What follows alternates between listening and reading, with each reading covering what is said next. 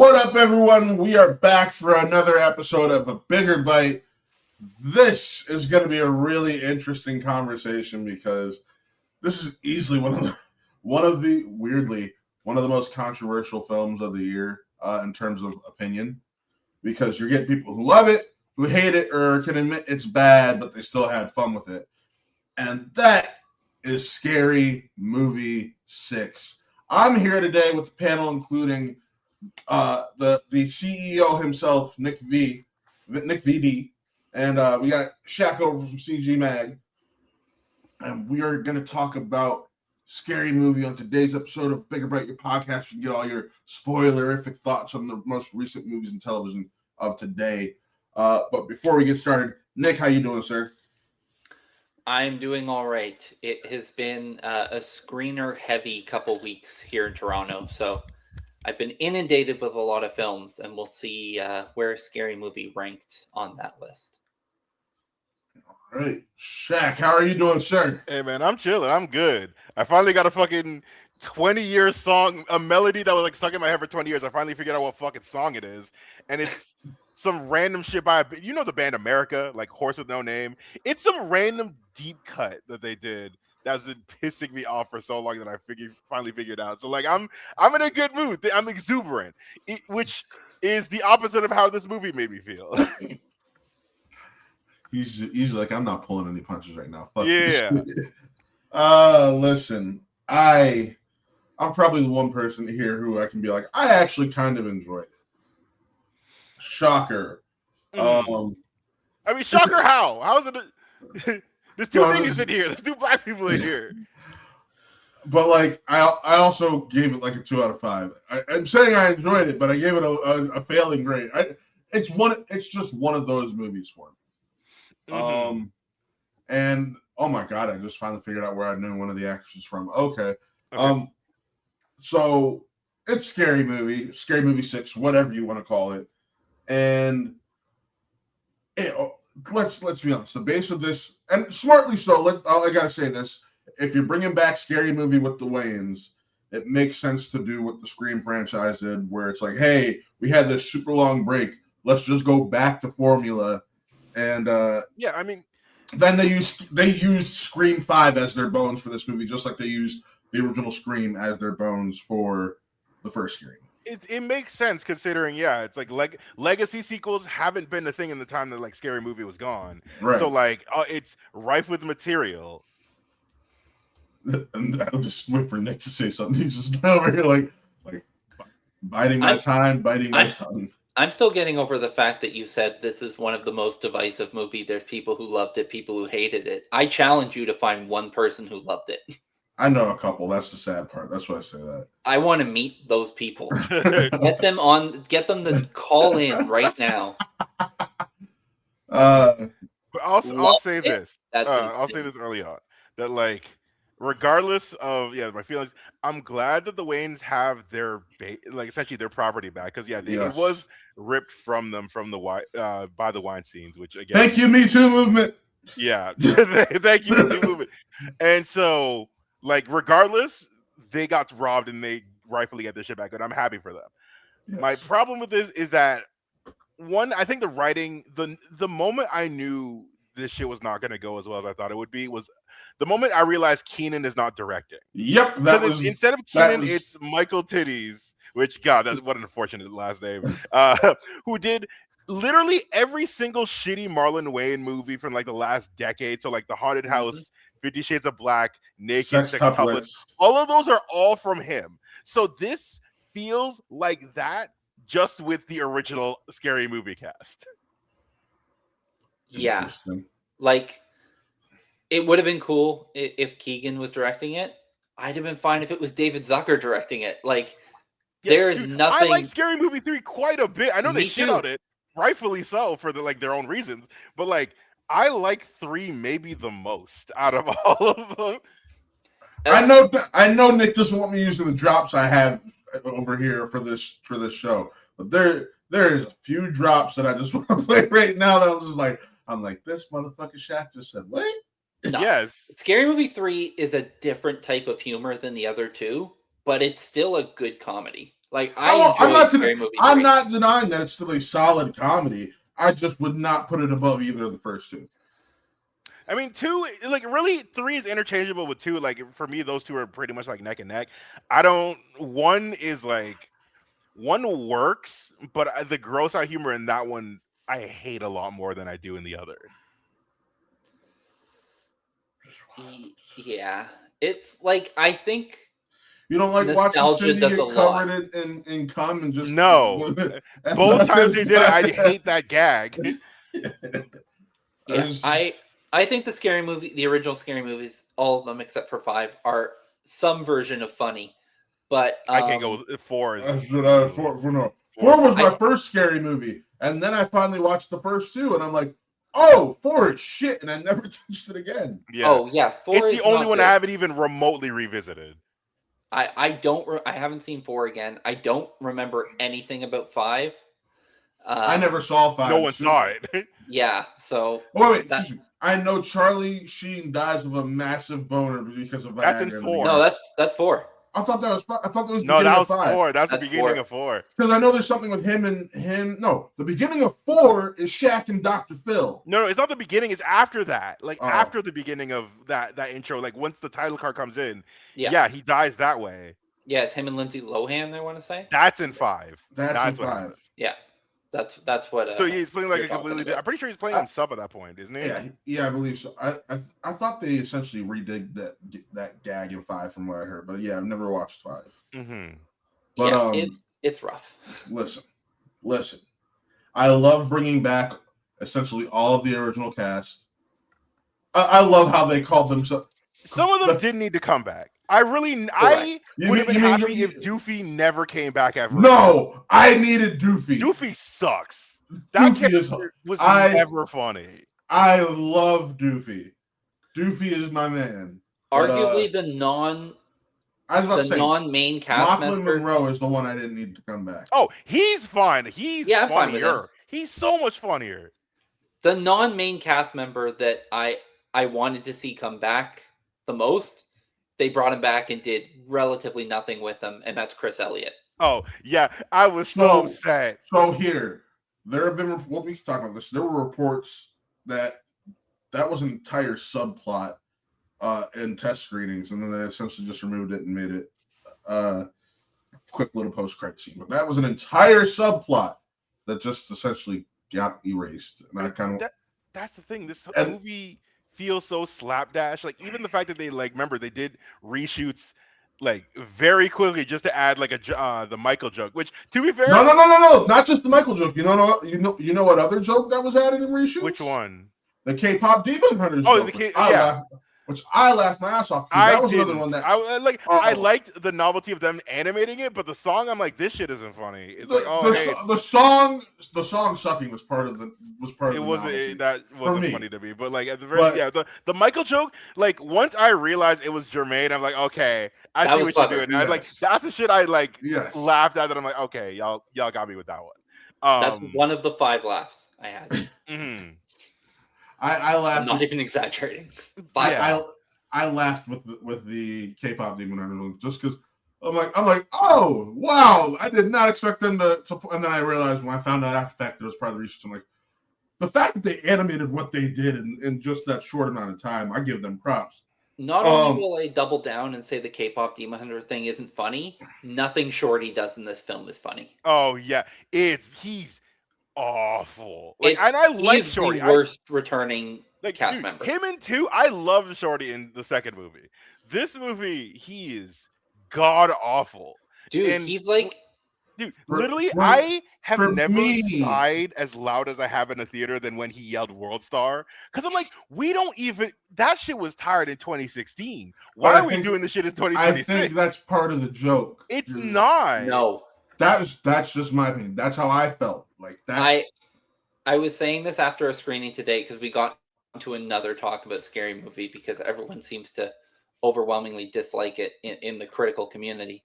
But it feels like they wrote this script a long time ago, and instead of rewriting it, they took all those jokes that they had and then adapted them with other newer films. Because like the World Star joke, there's a few others, and it's like the OJ joke. I'm like, what was this made for? This shit was tired in 2001. That I will give you. But the glove fits. It's like, bro, there are entire generations who don't know what the fuck that means anymore. Right. But also, Naked Gun did a great OJ joke. Yes. Mm-hmm. You can do it if you're funny. Nothing in this film is funny. Hold on. You can't say that with Naked Gun, and you can't compare the two. I don't know who's dealing with the cops right now. Which one of y'all is getting arrested? I really hope it ain't the black guy. But OJ was a part of the Naked Gun franchise, so that's part of why that was unavoidable. Yes, he's not a part of this at all. So that's what's like. Yeah, that is like. You know what? I'll say if there's anything that I didn't hate, I'd say I wasn't mad at the intro, the Tiana Taylor. Oh no, I love. I won't say I loved it, but I did like some of those. I like some of the bits, like even just her doing the call and every fucking dude coming out of nowhere. I'm like, yeah, that would track. Because that was one of those things they just shot within the last few months. Because it was about her Oscar loss. Mm-hmm. Like, even though it is crazy that she did, like someone had brought up that she lost to a horror movie performance. Yes. So like it's not even that bad. Like, so I get it because black people, like, hell yeah. But like, yeah, like it still lost to a horror thing. So I don't even know why you listen, that's a whole nother conversation for a bigger bite that we didn't get to do because no one was fucking available, and that's an obsession. Yeah. So, but we're not gonna get into that. But no, I loved that opening. I loved them exercising their demons in the form of the final. Just like it's like Shaq, you great man. The finale, yeah. Oh, that I didn't mind. The final moments. I'm like the final moments. I'm like all right. I don't understand how Ray and Shorty have been out here killing people, but all right. It doesn't make any sense. But yeah, whatever. But I love how the two daughters like, hey, yeah. We're moving on with y'all, and they're just like, no, fuck this shit. Just walking away from the burning. I was like, now the bare ash is happy. And I'm like, all right, no one needed that shit. I mean, did you see Regina Hall? Come on now. Shaq, we've had this conversation before. Have we? No, let's have it right here on air. No, we ain't having that on air. But no, I also really enjoyed just them calling out the stupid, dumb tropes in a horror, like the fact that the love interest again, and like that was the biggest complaint people had about Scream 5 is like we know it's the boyfriend, we're not dumb, and even this movie's like he's like, oh no, it's not convincing enough. I was like, all right, as a fan of the Scream franchise, I'm like, I get it, I respect that because yes. Paramount really tried to be like, oh no, we didn't do that. Now there's something that there's a joke that like I thought got overplayed, and that was the Ray entrance Sinners joke. Like, again, talking that went on way too long. References. Yes, because like, I had to explain that to something like I don't get it. I'm like, it was a sold YouTube video that got the YouTube video from 10 years ago. Yeah. And like he wore the same outfit, but I'm like, yo, wrap this up, yeah. I was a little bit upset because I'm like, everything that's gone on, you couldn't figure out how to fit Sinners in more than just the two scenes, just that's like that should have, especially since this is arguably, and Nick and I were talking about this. We were telling Rue this. It's arguably the blackest scary movie that there's been. Oh, like, for sure, yeah. And I'll be honest, most people I see vibing with this more are black folk than white folk. But like, I'm also not going to excuse it just because. Right, I'm just. Yeah, but like, man, listen.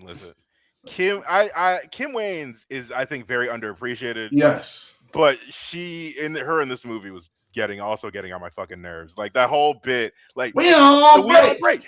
I'ma sit here enjoying my pork rind. I'm like, this feels racist. 100%. Like it was. I was watching it and I was like, okay, here. I'm not a big fan of this movie, but like the blackening understood how to do it.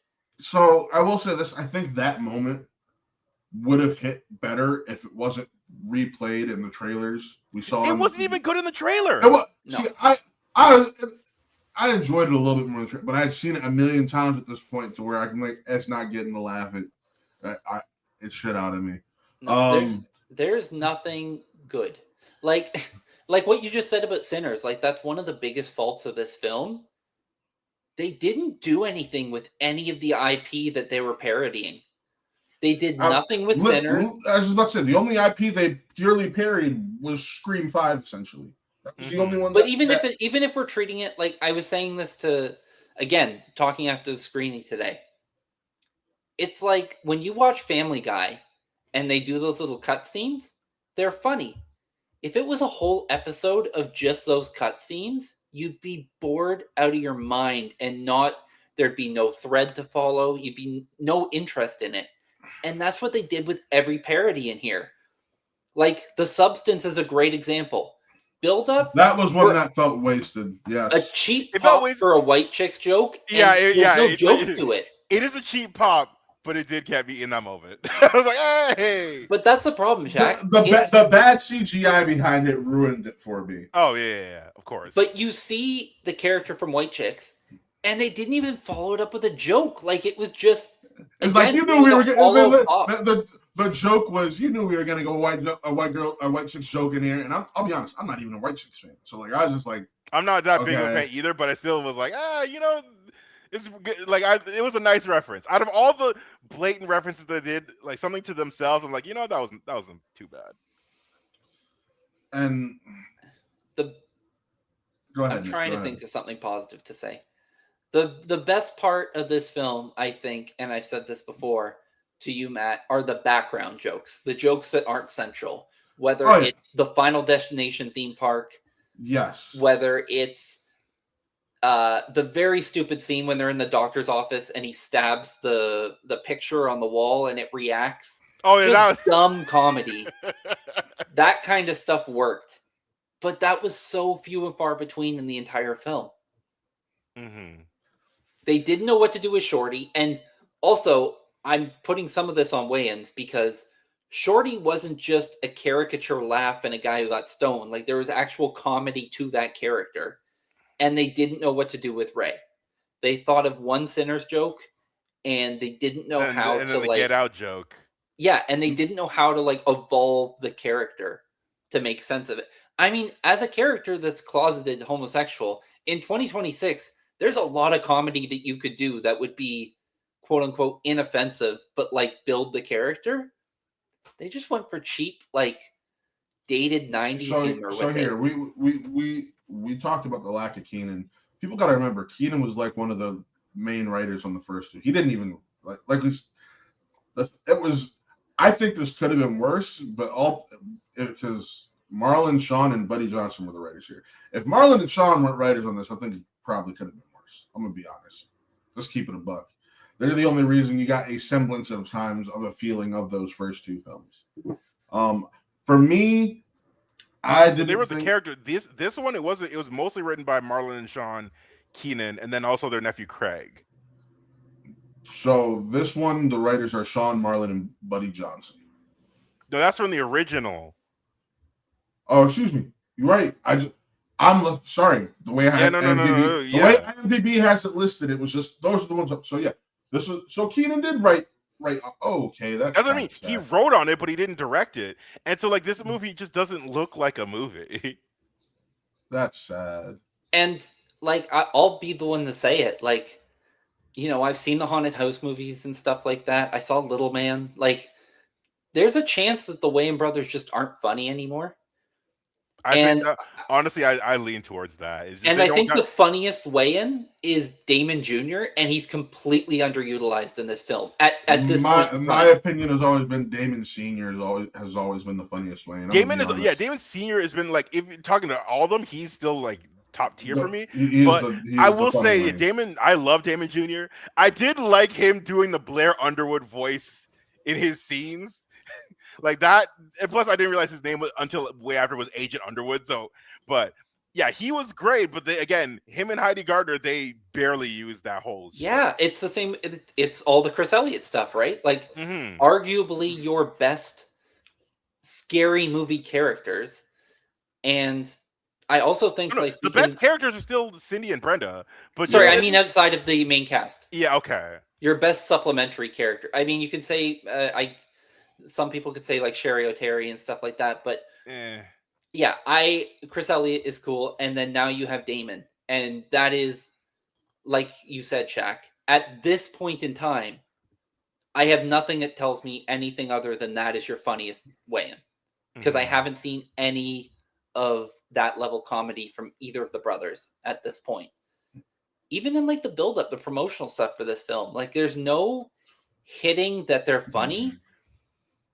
And the other thing, and I'll say this too, I think we can all agree, Regina Hall steps out of time. Like she is Brenda from the OG films. Oh, 100%. She gets the character. She totally went back to it. Even Anna Faris, there's something missing. And I think that's just Anna Faris hasn't really been in shit for a long time. She for her, it's kind of like knocking off the rest. I will say, even though I didn't think she was funny, but like her daughter, the woman who plays her daughter, Olivia Rose Keegan, that woman is a dead ringer for Anna Faris. Like they fully might, like I can firmly believe like that might be her actual child. See, I don't think that, but. She got the impression of Anna Faris down quite well. That's what I'm saying. Yeah, but she was annoying as shit in that movie. Oh no, I couldn't. Her bits like, not that so bad. I'm not gonna. I didn't like her, and that was the actress. I'm like, I know her from something. I just can't pull it. I figured out what it was. It's fucking High School Musical, the musical series. There you go. She was in High School Musical. I never watched that, so yeah, that's on you. She was in like the like one of the last seasons, and I was just like, whoever played the promiscuous girl was the best of the current cast of the new crop of cast. I mean, yeah. Which, by the way, that push eating joke had me. I was one of the ones I was dying at. I'll be honest. The fact he rolled it into a blunt, I was like, oh my god. I didn't laugh, but I was like, oh, okay, they went there. I was like, oh, huh. It's one of the only times in the film they went there. For a film that they claim is going to like push all these boundaries, it barely knocked over a pylon. Which there's been rumors that they were asked to take a few jokes out because they want to play nice with certain people to make sure a certain thing goes through. I mean, yeah. Oh, right, yeah. So there's that. That tracks. Because like the scene on the train, like the one that was in the trailer, the pronoun thing, it was bad then. It's still bad now. Like the full version. Yep. It's just that character is just nothing. Yeah. I will say, you talk about maybe the Wayans aren't funny anymore. I'll say this. I've been saying since 2021, Marlon just needs to go full tilt into drama, and he's proven that. Absolutely. Yeah. Like Respect may be a mid movie, but he was great in it. I know a lot of. I'm one of the people who like him more than most, and I'm like, Marlon is easily the best part of it. Yes. Yeah. In the small portion of air that he's in, he was fantastic as George Raveling. I don't know if either of you watched Bel Air. He plays Lou, Will's father. Fucking amazing in Bel Air. It blew me away. And even though the movie Him was shit, it wasn't on him. That's what I'm saying. Yeah, it was never on it. He's like, again, leads the best part, but like not even close. Yeah. So like, are they not funny more? Yeah, there might be some creative stuff. I mean, their comedy kind of stays in like the 90s. It's still stuck in the late 90s, early 2000s. Exactly. It's like seeing your like what God, you know what reminds me? It's like when I saw Dave Chappelle, and it's like, man, I used to love you back in the day, but you ain't got it no more. When your goat is washed, that's what this is. This movie is the definition of when your goat is washed.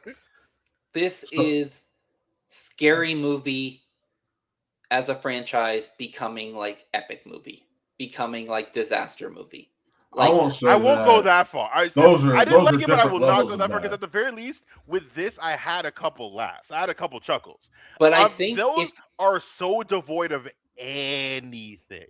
But I think if you look at the structure of those films, and especially with this, you take away the nostalgia of these characters, the filmmaking, the jokes, it's all on a very similar level, just with like a bigger budget, and at least this one has like characters, but it feels way more like those movies than it feels like 1, 2, 3.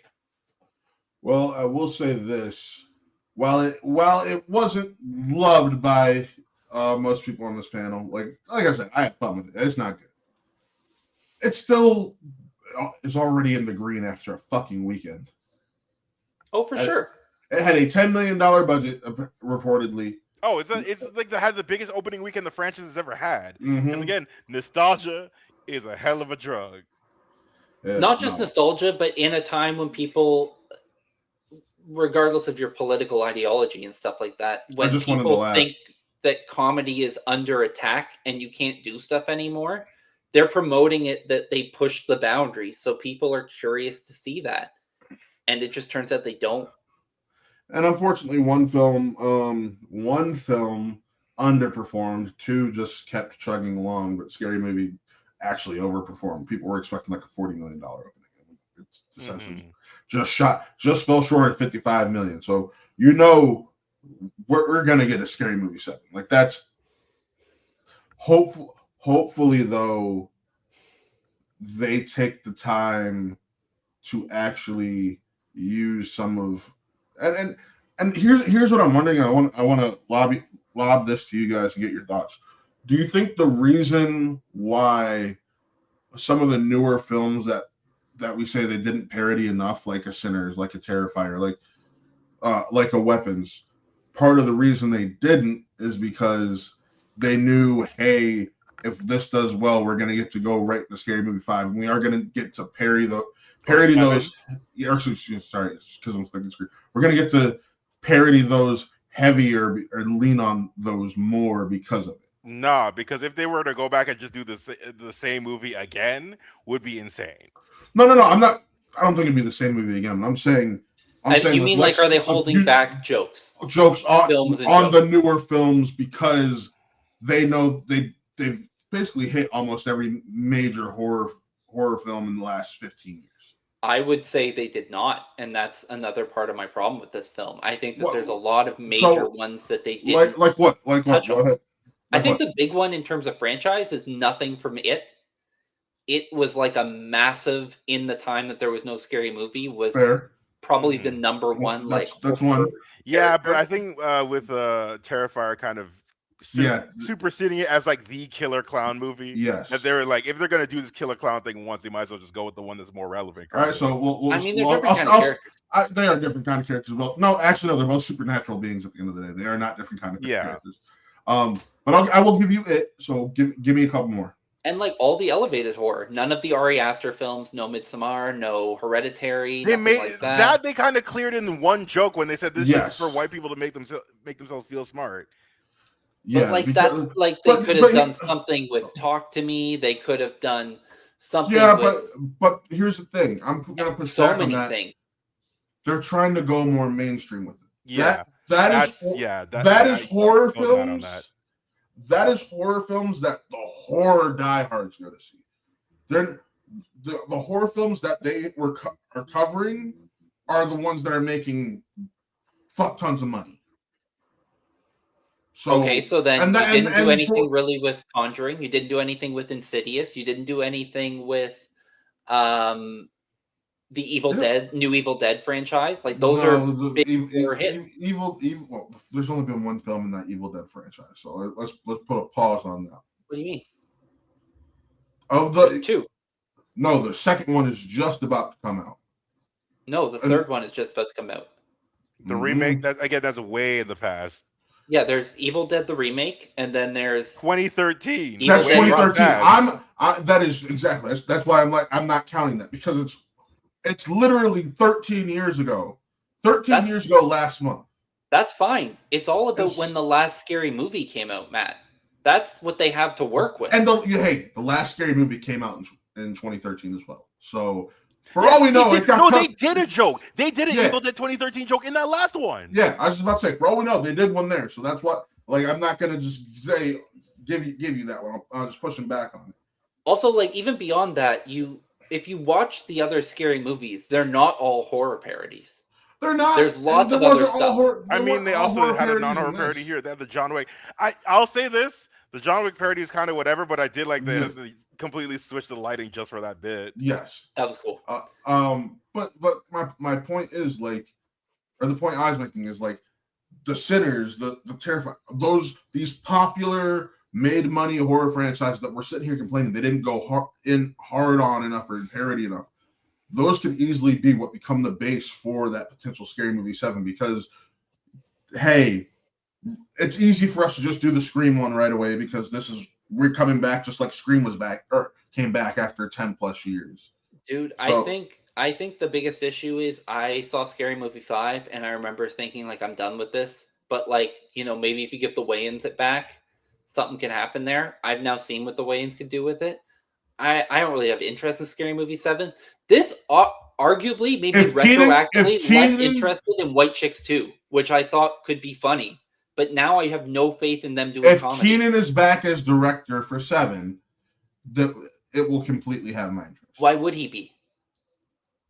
Because he sees how successful it can still be. And if Keenan, let's be honest, of that bunch, Keenan is the one who will look at reviews and be like, you know what? I could have done this a little bit better. Dude, that ship has sailed. This is the director they've tied themselves to. Haunted House 2, 50 Shades of Black. Like, for whatever reason, they think this guy makes good comedy. And I don't know how much to fault him, but I know that he's never done this right. Let's see. He's right. Literally his entire career. There's not a single good movie in there. Yeah.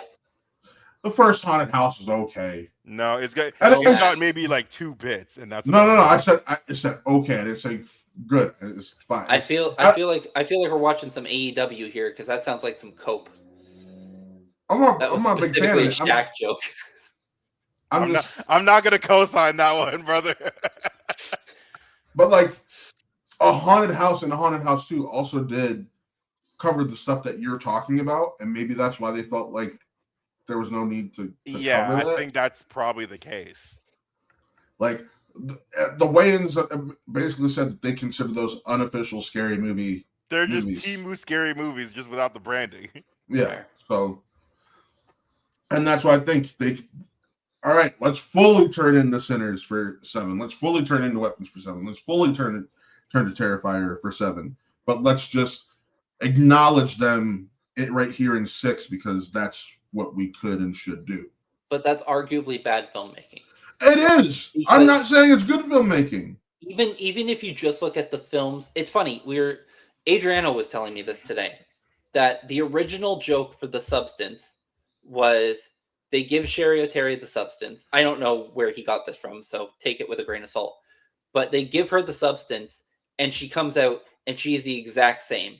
That is objectively a much better joke than the White Chicks one. And it makes me wonder how many think like I've never been more interested in a deleted scene of a film. So there have been a few deleted scenes that they've talked about where they're like, and the K-pop Demon Hunters was originally was Shorty in the Sunken Place talking to other high versions of himself, which as much as I enjoyed that K-pop Demon Hunters scene, I probably would have enjoyed that.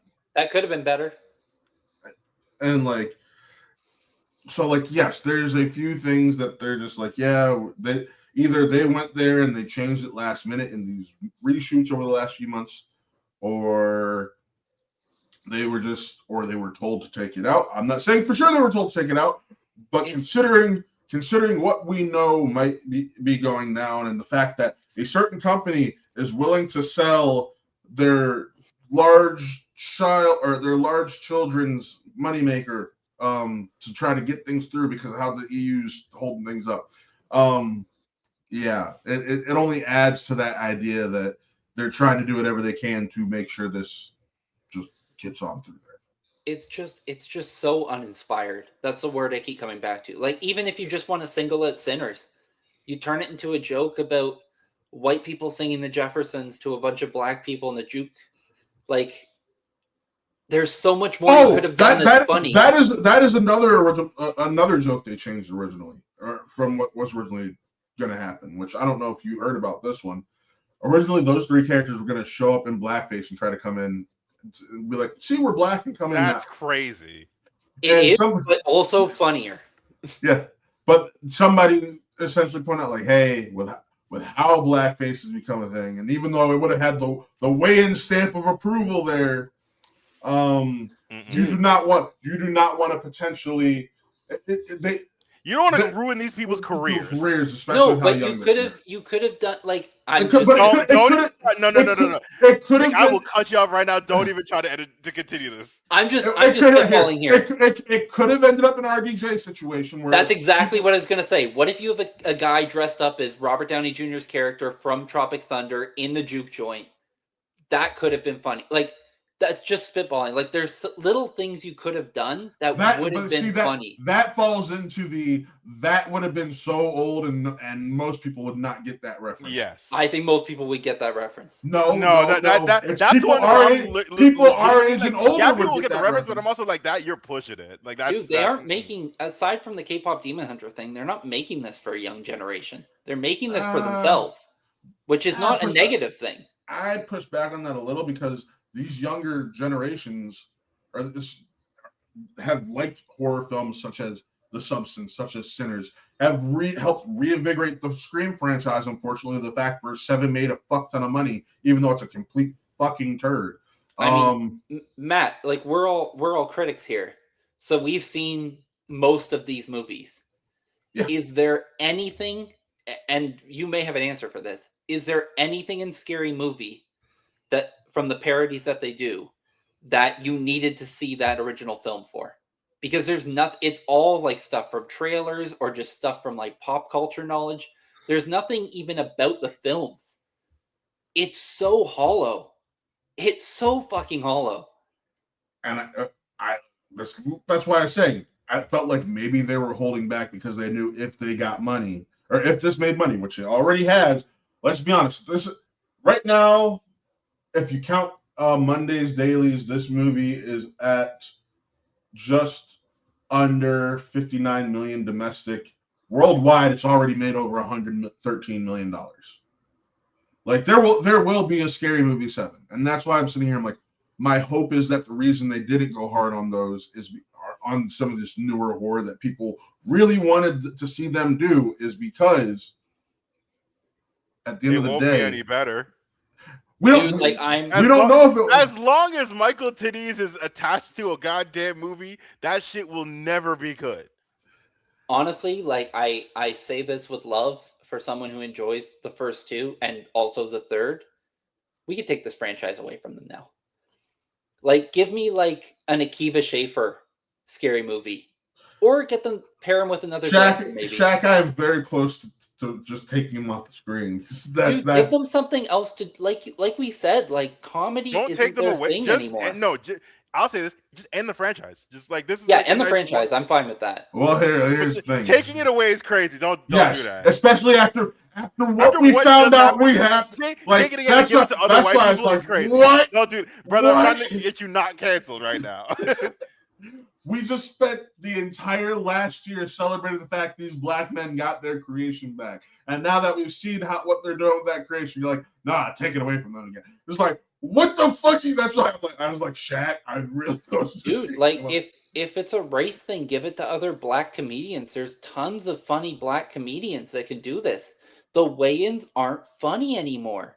They're not bad actors. At least Marlon isn't. But I was about to say, it's not in the comedy side.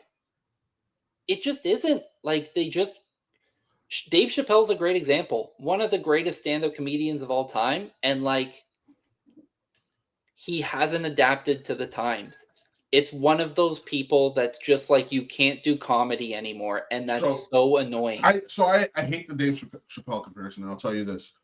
Because Chappelle is the one who acknowledged, or has acknowledged, like, I know comedy's different, but while I can adapt, this is what people love from me. And he's still, while people like yourselves aren't loving it, there's still a large portion of his fan base that still eats that shit up. No, the problem with Dave Chappelle is he can still do that stuff, But he does this thing like they did in this movie where it's like, I'm going to do this even though I'm not supposed to, because this is not what comedy is anymore.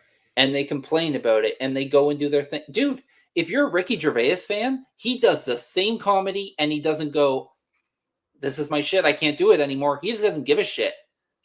I want my comedians not to give a shit. Ricky Gervais is also in Britain, so sure, but I want my comedians to not give a shit. Like, but it's this crybaby comedy. Like, we can't make comedy anymore. But, no, just try harder. I'm listen, and I'm gonna say this, Shaq, and if I'm wrong, you can say I'm wrong. But you just compared a black actor to a white actor, and black people are continually getting more. Like you just said here, Ricky Gervais doesn't get Ricky Gervais does shit. I've never seen anybody give Ricky Gervais shit for continuing to do this shit. I see Dave Chappelle. Oh yeah, people do. I picked Ricky because people give Ricky shit. He just doesn't care. I don't pay attention to him, so that's why I was like, Shaq, you correct me if I'm wrong here. So I was like, it could be a race thing. I'm not sure. People are tired of Ricky. Okay. Yeah. But no, I don't know. I hope that they see, because like, and here I do want to bring up. Marlon brought up all the different Rotten Tomatoes scores for them, and we should talk about this because he did the same thing in the past when it came to him. When he's like, look at the Rotten Tomatoes scores for all my movies. I've never made movies for the critics. I make them for the people. And it's like, anybody who says, yeah, I made this shit for the fans, I made this shit for the people, I don't give a fuck. I'm like, nah, you're annoyed. Because that's the most disingenuous statement ever. Because I'm pulling this up right now. Because literally, like as someone said, no one ever says I made this shit for the fans if this shit is critically successful as well. Like here. Yeah. The first Scary Movie had a 52% on Rotten Tomatoes from critics. The second Scary Movie had a 13%. The third Scary Movie had a 35%. The fourth had a 34%. And the fifth 34 is way too high for that movie. Yes, it is. And the fifth had a 4%. But the fact, but like, and that's just the critical side of thing. The first Scary Movie, which is wild to me, has a 43% popcorn meter, which the audience score the metric I give even less of a fuck about. Yes, and then it has a 52% audience score for Scary Movie 2. Scary Movie 3 has a 54% audience score. Scary Movie 4 has a 51% audience score. And this one, well, because we can skip 5, and this one has a 68% audience score. Now, granted, it's got 10% of the reviews compared to the other ones that I listed above in terms of audience score. But it's just one of those things where I just gotta wait and see what happens. And that's just my opinion. Because people can love it, people can hate it, and that's all you can really do. But I think at the end of the day, this is going to be one of those ones where we get to wait and see. I think the second weekend is going to be very telling as to what people feel about this movie. I don't know. Like I said, like I know you brought up the race aspect and stuff like that. Like, I'm not saying that it's 100% wins. Give the franchise to Tim Story. He did the barbershop. Hell no! He did the blackening, which is the closest thing. No. That's not better. Yo, I'm not a big fan of the blackening, but it is what he's not better. Nick, I don't think you understand. Yeah, the motherfucker made Ride Along. How much black people do not fuck with Tim Story? Shaq, that's what Scary Movie is it's Ride Along now. Unless they show that they're going to push the envelope. That's not going to make it better. Yo, dude, there is no way to make it better. That's the problem. That's where I'm at. Like, the closest thing you got is a blackening and The Naked Gun. Those are your two parody movies that were mainstream release in the last however many years. Naked Gun had an existing IP, and no one has shown that you can do an individual story that can be funny. Like, I genuinely used to think parody was dead, but I definitely think for the Wayans it is. I think parody is somewhat dead. And yeah, I wouldn't even call Blackening mainstream. That just got lucky and became a hit because that's Lionsgate. Lionsgate is like the least mainstream studio right now.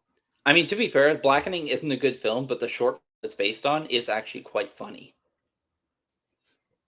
They just stretched it beyond a short film for reasons that I don't. Yeah, I don't know why, but I just mean like when you. I'm just talking about like Blackening still, while its success isn't considered that mainstream. Like, what was the final? I'm gonna go to back to box office. Mojo real quick. The Blackening made $18 million. Yeah, no, it's not like, to me, when I'm looking for parody that works, you're seeing like instances of it inside other things. Like Atlanta does some great parody moments in the show, but it's not a parody show. And like, that's the kind of way you need to approach things. Like, you can't do this. You need to have actual jokes. You need to be creative. And you need to, like, even if it's just a singular thing you're parodying. And that's why I feel it. And that's why I made the argument. Do you think why we didn't get as many jokes as we wanted or wish we could have is because they were already thinking, this it's going to make money, which it has, and let's save it for the sequel, which I hope wasn't the case, or I guess I should say I hope it was, but I feel like they're about to rush out a sequel. Like let's be honest. We got this shit announced like late or early 2025, and we got it in June of this year. It doesn't take a lot of effects or anything to put behind here for the most part, and the effects they do put in are normally cheap as fuck anyways. Yeah, but what are you gonna do? Like, you've got 28 years later, you've got Obsession, you've got Backrooms, and those are all from this year. But that's my point. Is that why they didn't go in hard on the Sinners, on the weapons, the Terrifiers, because they were like, we got to keep some of these jokes in the chamber because save jokes for a movie they already did for the next movie. That doesn't make any sense. It doesn't make any sense. But we've seen crazier shit in Hollywood. You just said, like, are they going to go hard in the next one? Before you go hard, I stopped myself before I said that. You don't go soft just to go hard later. Apparently you do, Nick. It's not. There's nothing they've given me that makes me interested in seeing them continue to adapt Sinners or Weapons or Michael. Because they've shown me that they can't do anything particularly interesting with that IP. If this was your litmus test to see whether you can do these films in a later one, they failed. They showed me that they can't do anything interesting with this IP. I mean, it's a horror remake. There's nothing even about vampires in the Sinners part. Like, there's lots of stuff they could do. They just didn't. They went for a cheap joke about a sing-along. They went for a cheap promotional moment for White Chicks 2 that may or may not happen, though I know that's something they want. It's so hollow. They literally said this needs to make money for us to get White Chicks 2. Yeah, it's just so hollow. Money. There's nothing. I mean, can you make the argument that they literally just did this so they can do these other future projects that they want to do? This feels 100% like this is to justify White Chicks 2. Even though it's a little part of the film. See, I would agree. Really? I would agree with you. I would agree. I would agree with them on that because people have been clamoring for a White Chicks 2 more than they were a new Scary Movie film. And if they're trying to play nice with Paramount, and Paramount's like, hey, we'll give you a White Chicks 2 if you can bring back this franchise for it. So I think what Nick said, that's why I asked the question. I think it's a totally valid conversation to have. And I think White Chicks 2 is something they have written. Yes. And it's an idea that they genuinely have a succinct story that they want to tell. And going back to what Shaq said earlier about how this movie feels like it was written forever ago and then not updated, I feel like White Chicks 2 could fall under that same category because they've said for years they have said for years, oh, that's been written. We know what it is already. So like, I don't like I said, know. this is a rare occasion of a film that was so bad that it turned me off of 2 franchises, and one hasn't even been turned into a franchise yet. It's impressive to do that, honestly. Shaq, okay, you are there. I just I'm still Shaq, here. listen. Considering your I history, have nothing to say. I'm just like, at this point, we're just kind of spinning our wheels now. We're just like saying the same things we said like 20 minutes ago. No, we are, but now we're diving a little bit further into the White Chicks of it all. So that's what. Like Scary Movie did. All that film does is spin its wheels. Mm-hmm. So I was actually about to end it after that question anyway. So that's perfect. That's perfect fine. Because Lord knows we did not expect to spend 50 minutes talking about this fucking movie. There was more thought put into this conversation than anything on that screen. God damn. All right, I think Nick just told me how he feels. Shaq, how you feel after our talk? He looks soulless. That's all I got. You just look soulless, lifeless, and broken right now, Shaq. I just don't care anymore. Like, we've spent so much longer on this movie than we had any reason to.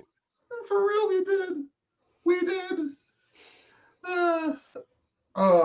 Listen. I never want to talk about this film again.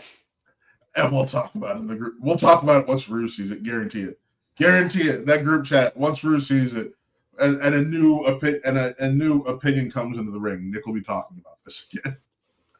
But with that, folks, Shaq, tell the good people where they can find you, sir. Shaq Excellence, all social media, SHAK Excellence on Twitter, Instagram, Letterboxd, TikTok, all that good stuff. And find my writing over at cgmaconline.com.